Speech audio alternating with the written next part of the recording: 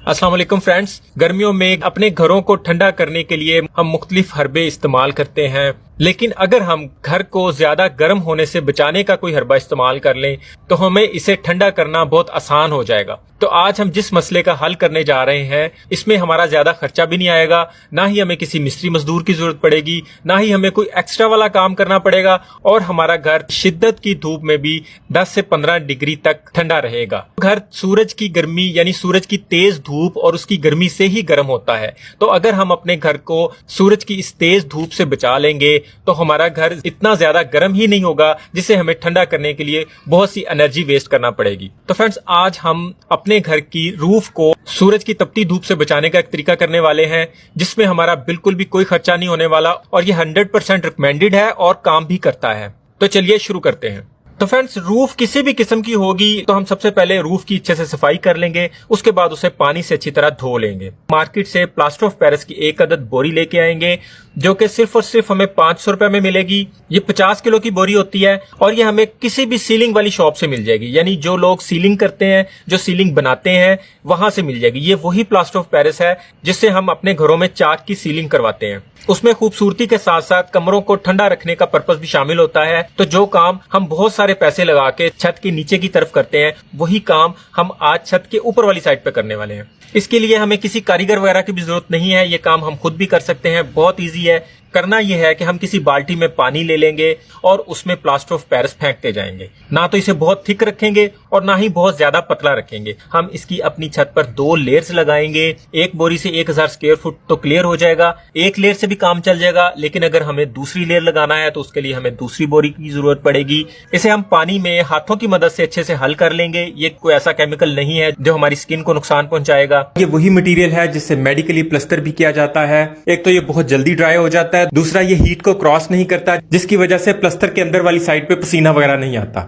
इसे हम अच्छे से हल करेंगे, ये बहुत मुलायम सा बन जाएगा और फिर इस बनाए हुए प्लास्टर ऑफ पेरिस को हम छत पे किसी एक कॉर्नर से शुरू करेंगे, वहां इसे गिरा के वाइपर से हल्का हाथ रख के फैलाना शुरू कर देंगे। ये काम हमने धूप में करना है, शाम के टाइम नहीं करना, क्योंकि धूप में जिस तरह हम इसे फैलाते जाएंगे ये साथ साथ ही ड्राई होता जाएगा। दूसरा कोट हम इसके सूखने के बाद 1 दिन के गैप के साथ करेंगे, मतलब पहला कोट 1 दिन करेंगे और दूसरा कोट हम दूसरे दिन कर देंगे। बाजार से जो प्लास्टर ऑफ पेरिस के पूड़े मिलते हैं, जो उसके छोटे बैग मिलते हैं जो 10-20 रुपए का आता है, वो हम यहाँ हरगिज यूज नहीं करेंगे क्योंकि वो इतना मयारी नहीं होता। हम वही वाला प्लास्टर ऑफ पेरिस यूज करेंगे जो सीलिंग में यूज होता है। वो अच्छी क्वालिटी का होता है, उसकी पकड़ भी ज्यादा होती है और वो अच्छा काम करता है। ये जैसे ही ड्राई होता जाएगा आप इसके ऊपर चल फिर भी सकते हैं। हाँ, अलबत्ता किसी हथौड़ी वगैरह के स्ट्रोक से ग्रेज करेंगे, उससे ये उखड़ सकता है। इसके बावजूद ये बारिश, आंधी, तूफान, किसी चीज से इसको कोई फर्क नहीं पड़ेगा। हम इसके ऊपर जूतों के साथ, बिना जूतों के बिल्कुल चल फिर भी सकेंगे। सिर्फ इसकी एक एहतियात करना है कि बारिश के फौरन बाद या बारिश के दौरान हम इसके ऊपर नहीं चलेंगे, क्योंकि बारिश में इसके ऊपर स्लिप होने का खतरा हो सकता है। बारिश वगैरह में भी इसकी जरा भी लेयर ऊपर से नहीं उतरेगी, ये बिल्कुल इसी तरह इसके ऊपर जमा रहेगा। जैसे जैसे ये सूखता जाए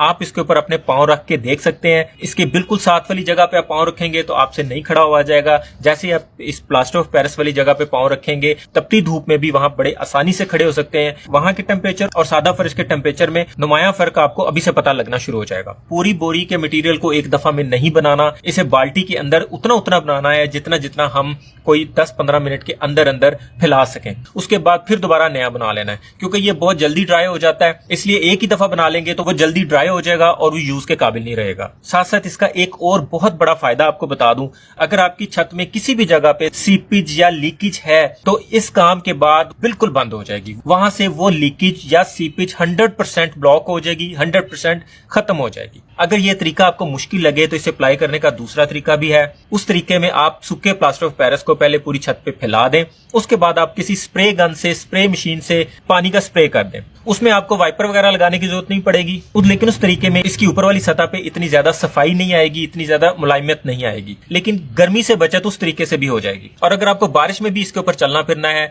तो फिर आप एक और काम करें, प्लास्टर ऑफ पेरिस को हल करते वक्त इसके अंदर व्हाइट सीमेंट की कुछ मिकदार शामिल कर दें। व्हाइट सीमेंट से धूप की क्रॉसिंग या गर्मी के कम या ज्यादा होने का कोई ताल्लुक नहीं है, सिर्फ ये है कि बारिश में आप उसके ऊपर चल फिर सकेंगे। अगर आपके घर में चाक की सीलिंग हुई है तो भी बहुत अच्छी बात है, अगर नहीं हुई तो भी अब आपको सीलिंग करवाने की बिल्कुल भी कोई जरूरत नहीं है। समझ लें आपने सिर्फ 500 रुपए में पूरे घर में चाक की सीलिंग करवा ली हुई है। यानी आप इसे अपनी छत पे बिछाने से पहले कमरे का टेम्परेचर चेक करें, अपनी रूफ का टेम्परेचर चेक करें और उसे नोट कर लें। उसके बाद छत की कोटिंग करने के बाद भी एक दफा कमरे का टेम्परेचर चेक करें, इवन छत का नीचे वाली साइड से भी टेम्परेचर चेक करें। आपको वाज़ेह फर्क बिल्कुल साफ नजर आ जाएगा। बल्कि कोटिंग करने से पहले जब हमारे घर की छत तेज धूप की वजह से बहुत ज्यादा गर्म हुई होती थी, तो हम जब कमरे का फैन ऑन करते थे तो छत की तरफ से एकदम से बहुत ज्यादा गर्म हवा नीचे की तरफ आती थी। तो इससे एक तो सीलिंग फैन ठंडी हवा देगा, दूसरा अगर हम एसी यूज करते हैं, एसी को कमरों को ठंडा करने के लिए बहुत ज्यादा जोर नहीं लगाना पड़ेगा,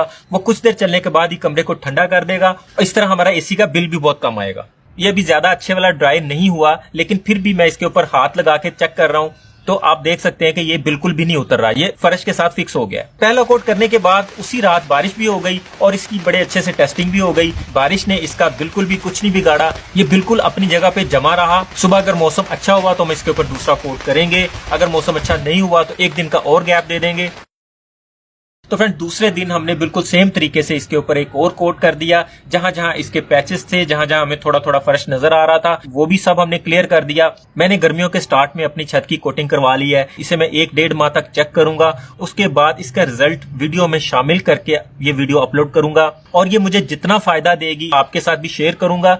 हमें इसमें किसी गिलू या फेविकोल वगैरह का यूज नहीं करना, क्योंकि वो वाटर बेस्ड होता है और बारिश पड़ने पे उसका असर खत्म हो जाता है। हमें बिल्कुल भी किसी जंबो लॉन, किसी थर्मोपोल वगैरह की कोई शीट्स बिछा के उनके ऊपर मिट्टी डाल के कोई फर्श नहीं लगवाना, किसी लुक वगैरह की जरूरत नहीं है, किसी महंगे केमिकल की जरूरत नहीं है, किसी भी ऐसी चीज की जरूरत नहीं है हमें जिसमें मेहनत भी ज्यादा लगेगी और पैसे भी ज्यादा लगेंगे। हमें इसमें कोई कली या चूना वगैरह यूज नहीं करना। कली बारिश से भी उतर जाती है और चलने फिरने से भी उतर जाती है, और वो कोई ऐसी लेयर वगैरह नहीं बनाती जो गर्मी को दूसरी साइड पर जाने से रोक सके। कली करने का मकसद सिर्फ और सिर्फ छत को सफेद कलर करना होता है, ये मानते हुए कि सफेद कलर गर्मी को ज्यादा अब्जॉर्ब नहीं करता, जबकि प्लास्टर ऑफ पेरिस एक मोटी लेयर बना देता है जो ना तो खुद गर्म होता है और ना ही गर्मी को दूसरी साइड पर जाने देता है। आप यकीन करें कि सिर्फ 500 रुपया लगाने के बाद हमारा पूरा घर बिल्कुल ठंडा हो जाएगा। हमारे इस लैंटर से नीचे वाले हिस्से में तेज धूप या गर्मी से कोई असर नहीं होगा। इवन अगर आपके घर की पिछली साइड पे कोई दीवार ऐसी खाली है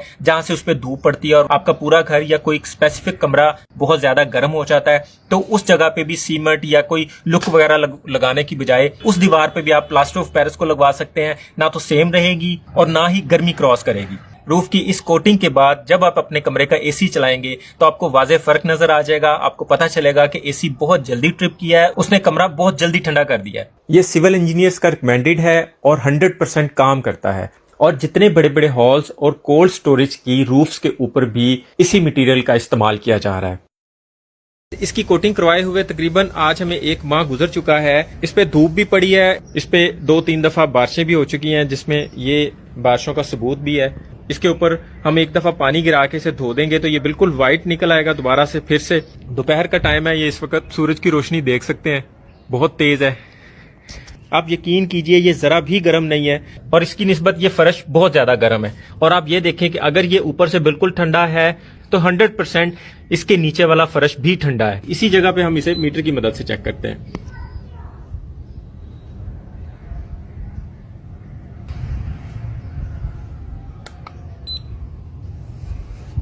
तो फ्रेंड्स आप देख सकते हैं कोटिंग और बगैर कोटिंग वाले फर्श में इस वक्त 13 से 15 डिग्री का फर्क आ रहा है, जो एक बहुत बड़ा फर्क है, जिससे हमें गर्मी की शिद्दत से बहुत बड़ा फायदा हो सकता है। ये फर्श बिल्कुल एक दूसरे के साथ साथ है, ये नहीं कि किसी जगह पे ज्यादा धूप है और किसी जगह पे कम है। मैं फिर एक दफा इसका टेम्परेचर चेक कर देता हूँ।